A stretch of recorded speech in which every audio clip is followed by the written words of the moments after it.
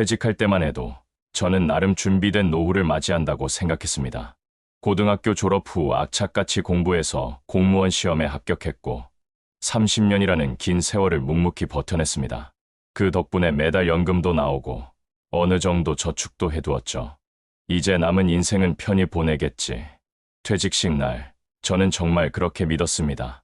아침에 출근 준비할 필요도 없고 상사 눈치 볼 일도 없고 그저 아내와 함께 소소한 행복을 누리며 살아갈 수 있을 거라 생각했어요. 하지만 현실은 전혀 달랐습니다.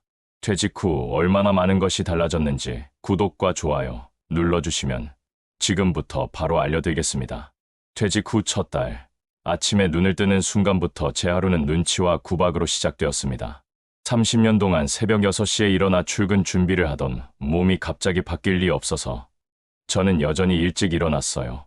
조용히 신문을 보고 커피 한 잔을 마시는 것이 제 작은 행복이었습니다. 그런데 아내의 눈에는 그 모습마저도 눈에 거슬렸나 봅니다. 당신 뭐 하는 거야? 아침부터 빈둥빈둥. 이제 할 일 없다고 완전히 놓아버린 거야? 처음에는 그럴 수도 있다고 생각했습니다. 갑자기 집에 계속 있는 남편이 답답할 수도 있겠다 싶어서요. 그래서 집안일이라도 도와보려고 했습니다. 청소도 하고 빨래도 개고 장도 보러 다녔어요. 그런데 이상한 일이 벌어졌습니다. 제가 집안일을 할수록 아내의 불만은 더 커졌어요. 아이고, 그걸 빨래 개는 거라고 했어? 다시 해요. 장 본다고 돈은 왜 이렇게 많이 써? 아무거나 사면 어떻게 해? 청소기 돌린 거 맞아? 머리카락과 먼지가 그대로인데 이건 안 보여? 무엇을 해도 칭찬은 없었습니다. 오히려 구박과 잔소리만 늘어갔어요. 더 서러웠던 건 아내의 일상이었습니다. 아내는 친구들과 등산을 다니고 여행을 가고 쇼핑을 하고 브런치 카페에서 웃음꽃을 피웠습니다. SNS에 올라오는 사진들을 보면 정말 행복해 보였어요. 그런데 저에게 단 한 번도 함께 가자고 한 적이 없었습니다. 여보, 나도 같이 가면 안 될까? 한 번은 용기를 내서 그렇게 물어봤습니다. 아내는 잠시 저를 바라보더니 이렇게 말했어요. 당신은 친구 없어? 당신도 친구 만나러 나가. 그리고 당신이 애야? 여자들끼리 만나는 자리에 무슨? 할 일 없으면 그냥 집에서 쉬고 있어요. 그 말에 저는 더 이상 아무 말도 할 수 없었습니다. 아내에게 저는 함께 시간을 보내고 싶은 동반자가 아니라 그저 집을 지키는 사람일 뿐이었어요. 혼자 남겨진 빈집에서 저는 무엇을 해야 할지 몰랐습니다. TV를 봐도 재미없고 책을 읽어도 집중이 안 되고 그저 시간만 흘러갔어요. 외로움과 서운함이 마음속에 쌓여갔지만 그것도 말할 곳이 없었습니다. 사실 이 부분에서 저도 아내의 입장을 이해하려고 노력했어요. 30년 동안 친구들과 쌓아온 관계가 있을 테고 갑자기 남편이 끼어들면 어색할 수도 있겠다 생각했죠.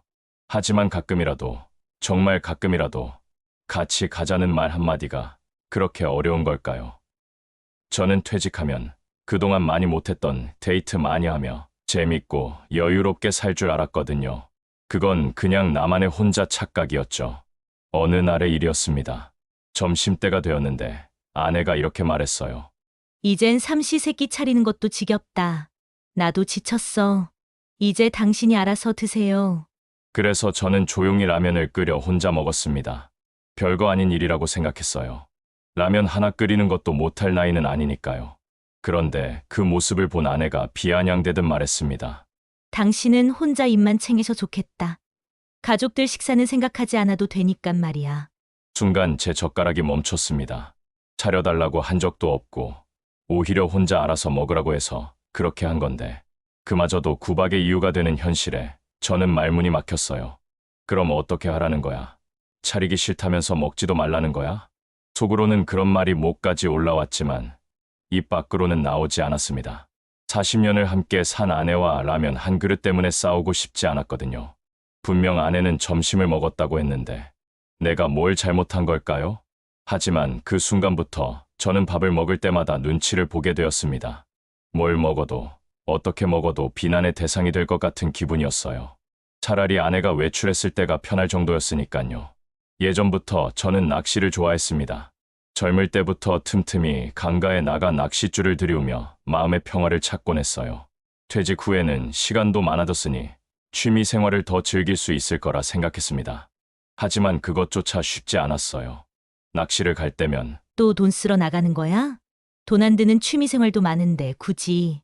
취미 생활도 아내의 눈초리가 부담스러워 결국 낚싯대를 접어야 했습니다.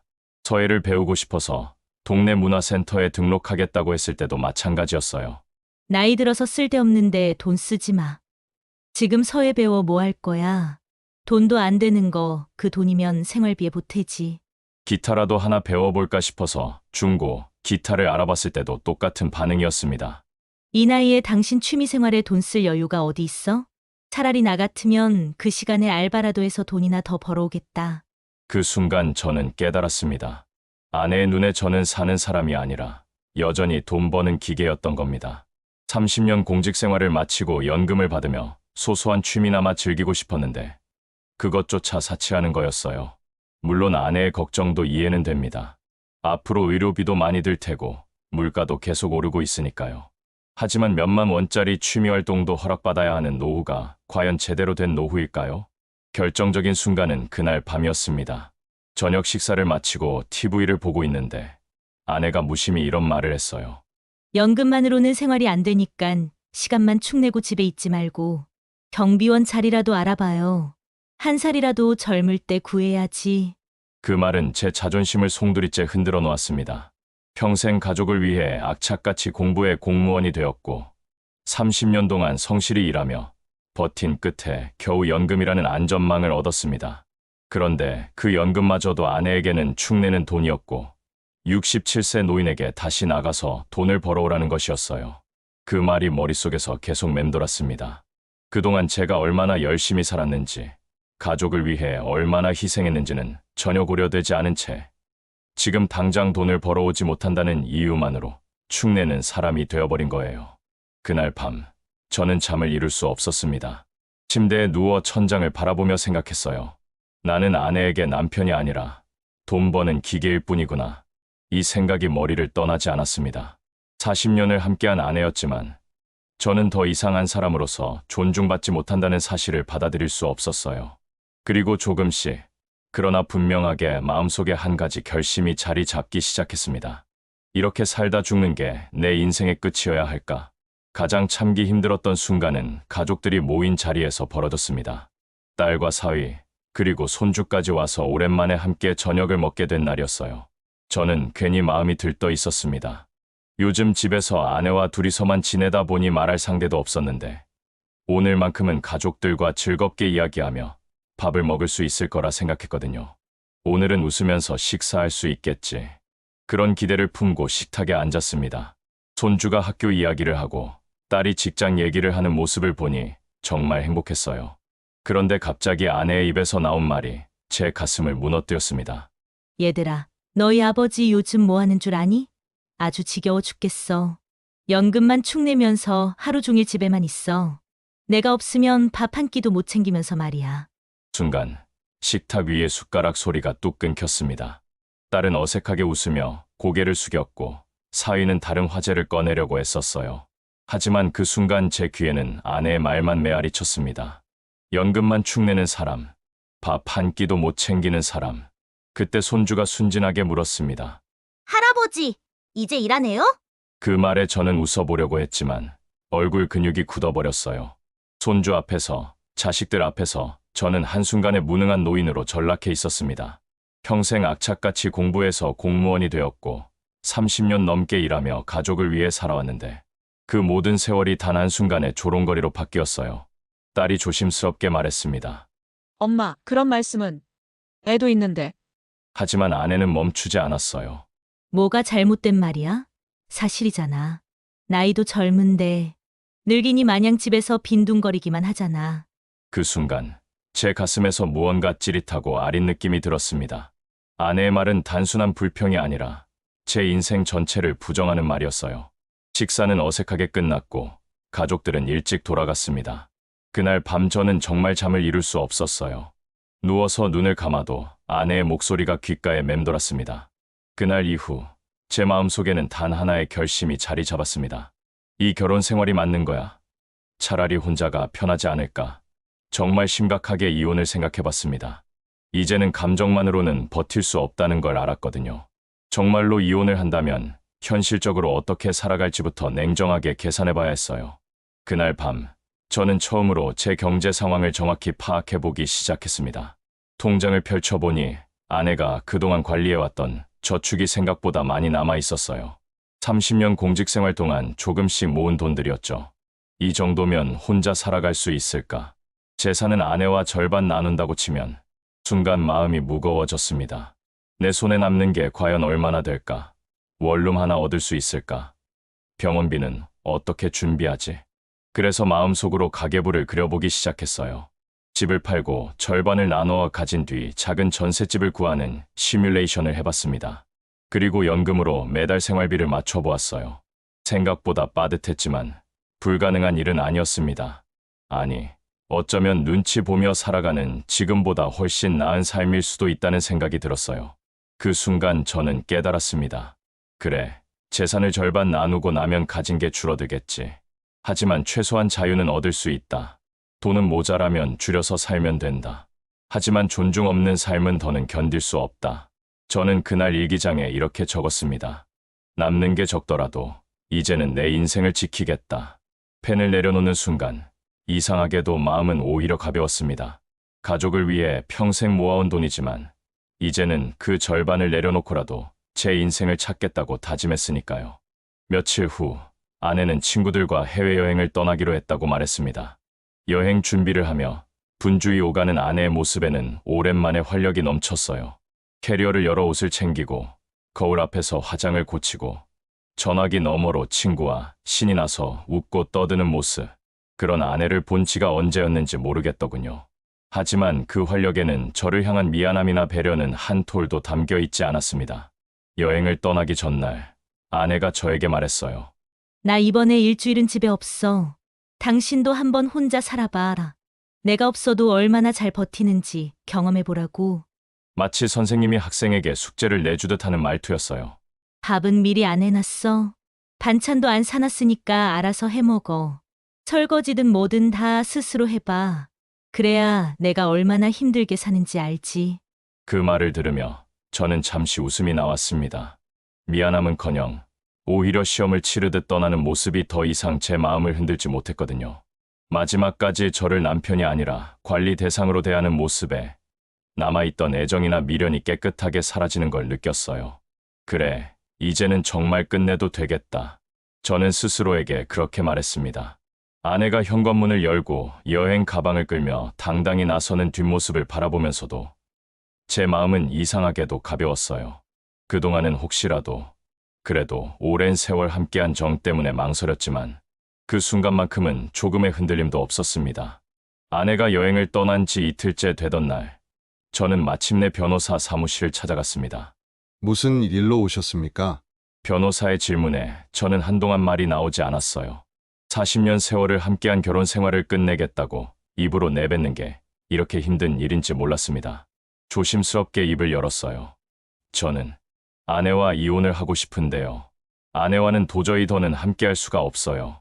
매일 구박과 무시가 일상이 되었고 가족들 앞에서도 모욕을 당했습니다. 이혼을 생각하고 있는데 현실적으로 가능한지 알고 싶습니다. 변호사는 고개를 끄덕이며 메모를 시작했어요. 연금, 저축, 부동산, 예금은 모두 재산 분할 대상이 되죠. 지금 살고 계시는 집은 어떤 상황입니까? 제 이름으로 되어 있지만 아내와 함께 살아온 집입니다. 그렇다면 팔고 나누는 것이 가장 현실적일 겁니다. 절반은 아내의 몫이 되겠네요. 그 말을 듣자 제 가슴이 철렁 내려앉았어요. 수십 년 동안 모은 재산을 절반이나 내줘야 한다니 억울함이 치밀었지만 곧 생각을 고쳐먹었습니다. 그래, 재산의 절반을 내주더라도 자유를 얻을 수 있다면 그게 더 큰 가치다. 변호사는 덧붙였어요. 거주할 곳부터 미리 알아보셔야 합니다. 원룸이나 전셋집을 미리 알아두시면 훨씬 수월해요. 또 자녀들에게는 어떻게 말씀하실지도 생각해 두셔야 하고요. 이혼은 합의하시면 수월하게 진행되지만 그렇지 않으면 예상보다 더 큰 갈등이 생길 수 있어요. 상담을 마치고 사무실을 나서는 제 발걸음은 묘하게도 가벼웠습니다. 비록 앞으로 넘어야 할 산이 많겠지만 이제는 길이 눈앞에 보였거든요. 아내가 해외여행을 마치고 돌아온 날, 현관문이 열리며 화려한 옷차림의 쇼핑백을 든 아내가 들어왔어요. 피부는 햇볕에 그을렸지만 표정은 환했습니다. 하지만 아내는 잠시 후 또다시 폭풍 잔소리가 이어졌죠. 이걸 이렇게 하면 어떡하냐? 빨래는 왜 이렇게 하고 바닥 청소는 하기는 했어? 여행 갔다 와서 집이 깨끗하면 얼마나 기분이 좋겠냐고. 아 정말 싫다. 트집을 잡았고 저에게 잘 지냈어? 라는 말 한마디 없더라고요. 저는 아무 대답도 하지 않았습니다. 그저 아내의 손에 들린 쇼핑백과 휴가를 다녀온 사람의 당당한 웃음을 바라볼 뿐이었어요. 그리고 마음속에서 다짐했습니다. 오늘이다. 더는 미루지 말자. 식탁에 마주 앉자. 아내는 여행에서 있었던 일들을 늘어놓기 시작했어요. 호텔이 얼마나 좋았는지 알아? 내 친구 남편은 여행 경비 다 대주고 공항까지 또 데리러 왔더라고. 우리 집 남편이랑은 너무 비교가 되지. 말끝이 흐르기도 전에 저는 조용히 말을 꺼냈습니다. 여보, 우리 이쯤에서 그만하자. 아내는 순간 눈을 크게 떴어요. 뭐라고? 그만하자고? 당신이 무슨 소리 하는 거야? 저는 담담하게 말했습니다. 40년을 함께 살았어. 하지만 이제는 더는 존중받지 못하는 삶을 살고 싶지 않아. 나는 더 이상 남편이 아니라 그저 돈 버는 기계로만 취급받아왔어. 내가 어떻게 해도 당신 맘에 안 들고 당신도 나 없이 혼자 사는 것이 더 편하다고 했잖아. 나도 이제 내 남은 인생은 나를 위해 쓰고 싶어. 아내는 얼굴이 굳어지더니 목소리를 높였어요. 당신 제정신이야. 이 나이에 무슨 이혼 타령이야. 당신 혼자 살 수 있을 것 같아? 저는 단호하게 고개를 끄덕였습니다. 혼자 살아도 돼. 아니, 혼자가 더 편할 것 같아. 재산은 당신과 반반으로 나눌게. 난 돈 많이 없어도 괜찮아. 돈은 줄어들겠지만 최소한 당신에게 매일 모욕당하며 살지는 않겠지. 나도 이제는 편하게 조용히 좀 살고 싶어. 순간 아내는 아무 말도 하지 못했어요. 집 안은 고요해졌고 저는 그 고요 속에서 묘한 해방감을 느꼈습니다. 이제야 비로소 저는 제 목소리로 제 인생을 말하고 있었어요. 이혼 이야기를 꺼내고 난 뒤 아이들에게도 소식을 전해야 했습니다. 딸은 이미 시집을 갔고 아들은 장가를 가 가정을 꾸린 지 오래라 큰 충격은 아닐 거라 생각했지만 그래도 조심스러웠어요. 먼저 딸에게 전화를 걸었습니다. 딸아, 아버지가 할 말이 있다. 엄마와 이혼을 생각하고 있어. 전화기 너머로 한동안 침묵이 흘렀어요. 그러더니 딸이 조심스럽게 말했습니다. 아버지가 그렇게 말씀하신다면 얼마나 오랫동안 생각하셨을지 알 것 같아요? 아버지와 어머니의 결정이 그렇다면 저희는 괜찮아요. 예상과 달리 딸은 제 결정을 나무라지 않았어요. 오히려 이해한다는 반응이었습니다. 엄마와 아버지의 입장이 너무나도 다르다는 건 저도 알고 있었어요. 아들의 반응도 비슷했습니다. 아버지, 힘든 결정이었을 텐데. 그래도 본인을 위해 선택하셨다면 존중할게요. 필요한 거 있으면 언제든 말씀하세요. 아이들의 따뜻한 말 한마디에 저는 한결 마음이 가벼워졌어요. 적어도 자식들은 제 마음을 이해해주고 있다는 생각이 들었거든요. 그 후 저는 곧장 원룸을 구했습니다. 집을 팔고 정리하기 전에 우선은 제 힘으로 살아보기 위해서였어요. 부동산을 통해 알아본 곳은 6평 남짓한 방의 작은 주방과 화장실, 낡은 에어컨이 달려있는 원룸이었습니다. 크게 번듯하지는 않았지만 제게는 세상에서 가장 자유로운 공간이었어요. 하지만 문제는 그때부터였습니다. 그동안 아내가 맡아왔던 사소한 일들이 제게는 큰 벽처럼 다가왔어요. 딸이 와서 간단히 살림을 알려주었는데 저는 하나하나가 낯설기만 했습니다. 아버지, 세탁기는 이렇게 코스 맞추고 세제는 여기다 넣는 거예요. 저는 멋쩍게 웃으며 끄덕였지만 혼자 남았을 때는 세탁기를 잘못 돌려 옷감이 줄어들고 말았어요. 밥솥에 쌀을 씻어 넣는 것도 서툴렀습니다. 물을 맞추지 못해 죽처럼 질게 되기도 하고 반대로 딱딱하게 되기도 했어요. 라면 하나 끓이는 것도 이제는 제 손에 달려 있었습니다. 아버지, 계란은 끓는 물에 넣어야 돼요. 딸의 당부가 떠올라 그대로 해봤지만 이번엔 국물이 넘쳐 가스레인지가 엉망이 되었어요. 청소기도 처음엔 다루기가 어려웠습니다. 집 안이 좁으니 대충 쓸어도 될 줄 알았는데 먼지가 구석구석 쌓여 금세 답답해졌어요. 냉장고 관리도 마찬가지였고요. 그 모든 게 서툴고 힘들었지만 이상하게도 저는 즐거웠습니다. 누구의 눈치도 보지 않고 제 마음대로 배우고 실패하고 다시 해볼 수 있었으니까요. 한 번은 빨래를 잘못 돌려서 흰 셔츠가 분홍색으로 변한 적이 있어요. 예전 같았으면 아내에게 혼났을 텐데 이제는 혼자 웃으며 다음엔 색깔별로 분리해서 해야지 하고 넘어갈 수 있었습니다. 저는 그 작은 원룸에서 매일같이 독립을 배워갔어요. 하루하루 불편함을 겪으며 동시에 제 삶을 제 손으로 만들어가는 법을 익혔습니다. 처음엔 아내가 나가서 돈을 벌어라 할 때마다 가슴이 철렁 내려앉고 자존심이 무너져 내렸습니다. 퇴직 후까지 또다시 돈을 벌러 나가야 한다는 말이 너무도 모욕적으로 느껴졌으니까요. 하지만 원룸에서 혼자 지내다 보니 생각이 달라졌어요. 집 안에만 머물러 있으면 시간이 멈춘 듯 답답했고 몸도 마음도 점점 무거워졌습니다. 나가서 잠시라도 몸을 움직이면 오히려 활력이 생기지 않을까. 그렇게 마음을 바꾸고 시니어 아르바이트를 찾아보기 시작했어요. 그러던 중 동네 야간 편의점에서 아르바이트 구인 공고를 보게 되었습니다. 밤 10시부터 새벽 2시까지 4시간 짧은 시간이지만 단순한 일이었어요. 처음에는 겁이 났습니다. 67세의 편의점 아르바이트라니 괜히 창피하다는 생각도 들었거든요. 하지만 막상 시작해보니 의외로 재미가 있었어요. 각양각색의 손님들이 들어와 작은 이야기를 남기고 갔습니다. 밤늦게 공부하러 가는 대학생, 늦게 퇴근하고 맥주 한 캔 집어가는 직장인, 그리고 가끔 안부를 묻고 가는 단골 손님들. 아저씨, 요즘 자주 보내요. 새로 오신 거예요? 젊은 대학생이 친근하게 말을 걸어왔을 때 저는 괜히 기분이 좋았어요. 네, 얼마 전부터 시작했어요. 대단하시네요. 저희 할아버지도 이런 일 하시면 좋을 텐데. 그 말에 저는 처음으로 제가 하는 일에 자부심을 느꼈습니다. 누군가에게는 존경받을 만한 일이었던 거예요. 가끔 단골 아주머니가 와서는 야근 고생 많으세요 하며 따뜻한 말을 건네기도 했어요. 그런 작은 배려들이 저에게는 큰 힘이 되었습니다. 저는 손님들에게서 오히려 삶의 활력을 얻었어요. 이 나이에도 아직 할 수 있구나라는 사실만으로도 가슴이 뛰었습니다. 미뤄왔던 꿈들의 실현, 그리고 그동안 아내 눈치 보며 미루던 일들도 하나둘 시작했습니다. 오랫동안 꿈꾸던 기타를 배우기 시작했어요. 동네 음악학원에 등록하고 중고 기타 하나를 샀습니다. 서툰 손가락이지만 줄을 튕길 때마다 새로운 세상을 만나는 기분이었어요. 처음 며칠은 손가락이 아파서 제대로 누르지도 못했어요. 하지만 아무도 돈 아깝다, 나이 들어서 뭘 한다고 말하지 않았으니까 꾸준히 연습할 수 있었습니다. 한 달 정도 지나니 간단한 동요 정도는 칠 수 있게 되었어요. 고향의 봄을 연주했을 때의 그 뿌듯함은 말로 표현할 수 없었습니다.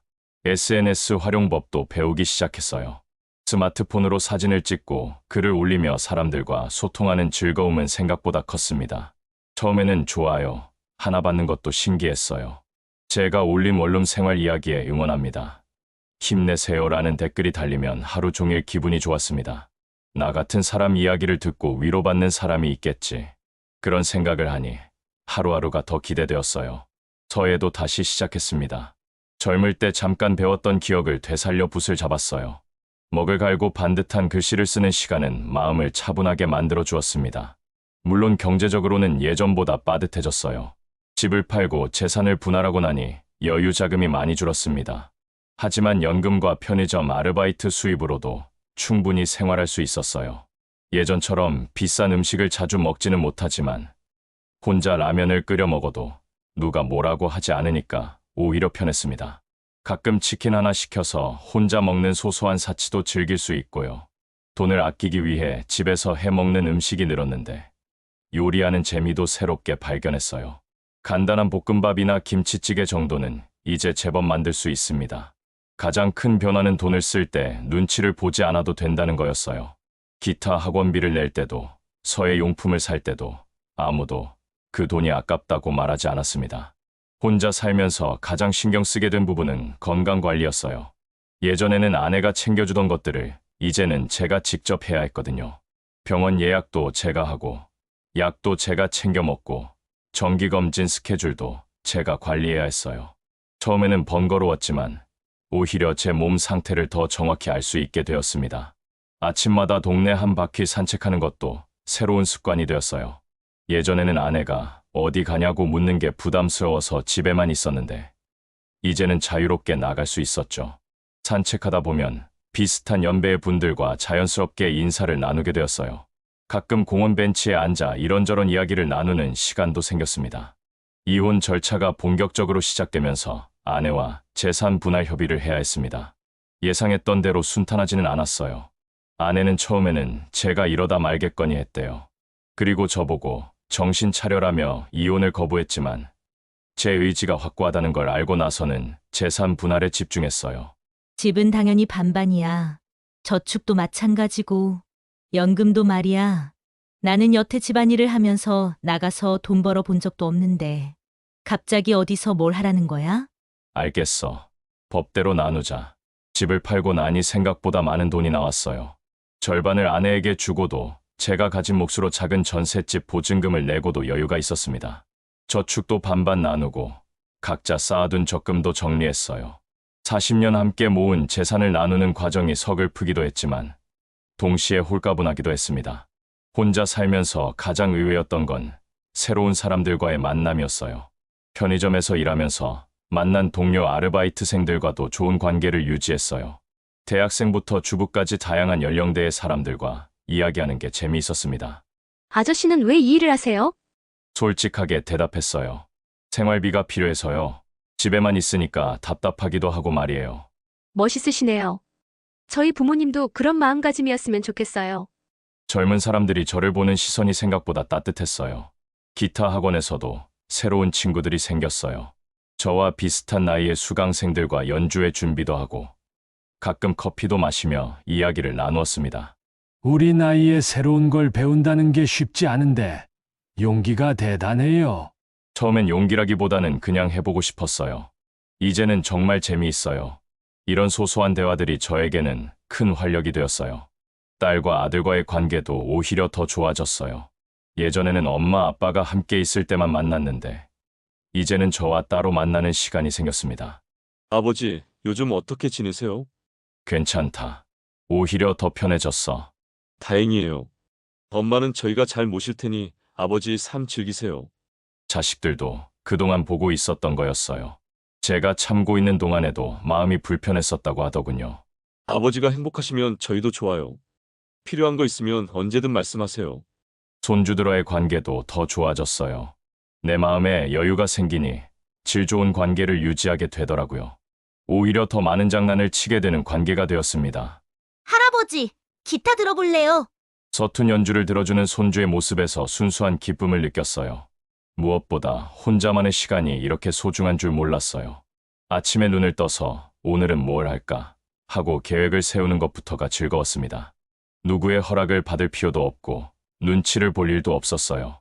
책을 읽고 싶으면 하루 종일 읽을 수 있고 영화를 보고 싶으면 밤늦게까지 볼 수 있었습니다. 간단한 일상이지만 이런 자유가 얼마나 소중한지 새삼 깨달았어요. 특히 저녁 시간이 좋았어요. 편의점 일을 마치고 새벽에 집에 돌아와서 간단히 씻고 따뜻한 차 한 잔을 마시며 하루를 정리하는 시간.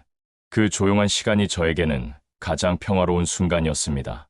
이혼한 지 1년이 지났습니다. 돌이켜보면 정말 많은 것이 변했어요. 기타 실력도 늘어서 이제는 동요 수준을 넘어가요도 몇 곡 칠 수 있게 되었어요. 편의점 일도 1년째 계속하고 있습니다. 처음에는 임시방편이라고 생각했는데 이제는 제 일상의 일부가 되었어요. 규칙적인 생활을 유지하는 데도 도움이 되고 사람들과 만나는 기회도 주니까요. 건강도 오히려 좋아졌어요. 스트레스가 줄어서인지 소화도 잘 되고 잠도 깊게 잡니다. 정기검진에서도 큰 문제 없다는 결과가 나왔어요. 혹시 지금 비슷한 상황에 계신 분들이 있다면 제 경험을 바탕으로 몇 가지 말씀드리고 싶어요. 첫째, 무작정 참기만 하는 것이 답은 아닙니다. 존중받지 못하는 관계에서는 서로가 불행할 뿐이에요. 먼저 진솔한 대화를 시도해보세요. 그래도 변화가 없다면 다른 선택을 고려해볼 필요가 있습니다. 둘째, 경제적 준비를 철저히 하세요. 이혼을 결심했다면 재산 분할, 주거 문제, 생활비 등을 구체적으로 계산해보세요. 변호사 상담도 받아보시고요. 셋째, 혼자 사는 기술을 미리 익혀두세요. 요리, 청소, 빨래 등 기본적인 생활 기술을 배워두시면 도움이 됩니다. 어려운 일이 아니에요. 넷째, 새로운 관계를 두려워하지 마세요. 혼자 산다고 해서 외로운 것은 아닙니다. 오히려 새로운 사람들과 건강한 관계를 맺을 기회가 더 많아져요. 5째, 자신만의 시간을 소중히 여기세요. 혼자만의 시간이 얼마나 값진지 깨닫게 될 거예요. 하고 싶었던 일들을 하나씩 시작해보세요. 돌이켜보면 이혼이라는 선택이 쉽지는 않았어요. 40년이라는 긴 세월을 함께한 사람과 헤어진다는 것, 경제적 손실을 감수해야 한다는 것, 주변 사람들의 시선 등등 많은 것들이 부담스러웠습니다. 하지만 지금은 후회하지 않아요. 오히려 더 일찍 결단을 내렸어야 했다는 생각마저 듭니다. 돈은 절반으로 줄었지만 쓸 수 있는 돈과 자유는 2배가 되었습니다. 이제 제 인생의 주인은 저 자신이에요. 아침에 눈을 뜰 때마다 오늘 하루를 어떻게 보낼지 제가 결정할 수 있습니다. 67세의 나이에 새로운 시작이라니 늦었다고 생각할 수도 있겠지만 저는 그렇게 생각하지 않아요.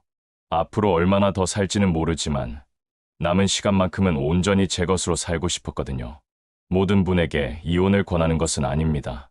하지만 존중받지 못하는 관계에서 하루하루 스트레스를 받으며 무작정 참기만 하는 것도 답이 아니라는 걸 말씀드리고 싶어요. 꼭 이혼이 아니라도 따로 살아보는 것도 좋을 것 같습니다. 여러분의 노후가 누군가의 눈치가 아닌 자신의 선택으로 채워지길 바랍니다. 그리고 혹시라도 제 이야기가 조금이나마 도움이 되셨다면 구독과 좋아요로 응원해주세요. 긴 이야기 끝까지 들어주셔서 정말 고맙습니다. 여러분 모두 행복한 노후 보내세요. 감사합니다.